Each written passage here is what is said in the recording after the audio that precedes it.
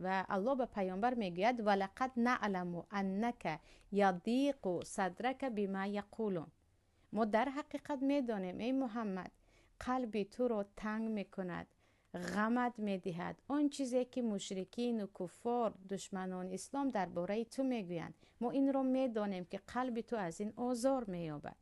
و در دوامش از قصه پیامبران به پیامبر صلی الله علیه و سلم پروردگار نقل میکند که باید از زندگی موسی و عیسی و دیگر پیامبران درس بگیریم که آنها هم خیلی از زبان مردم آزرده شده بودند.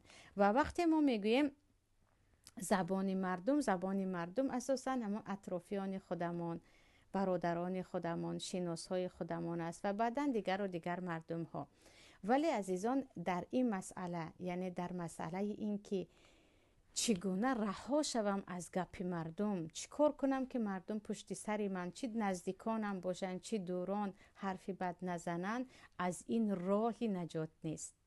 از این راهی نجات نیست، چون همین مردم در حق پروردگارشان بدگویی کردند، در حق پیامبرشان بدگویی کردند و اللهی که آنها را آفرید گفتن ید الله مغلوله، دستان الله قلف زده است، او بخیل است.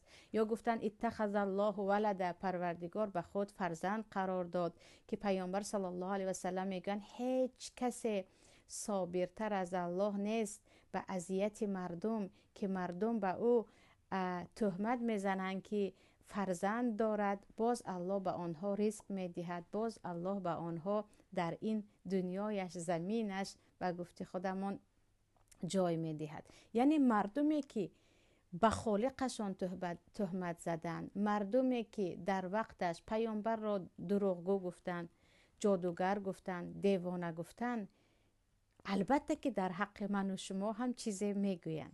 و اینجا در کتاب های رقایق، یعنی در بعضی از کتاب ها زیاد قصه رو میارن که اگرچه در کتاب های حدیث سندش نیست، ولی همین قصه زیاد تکرار می شود که بار حضرت موسی به الله دعا میکنند که پروردگارا زبان مردم را نگه دار که در حق من بدگویی نکنند.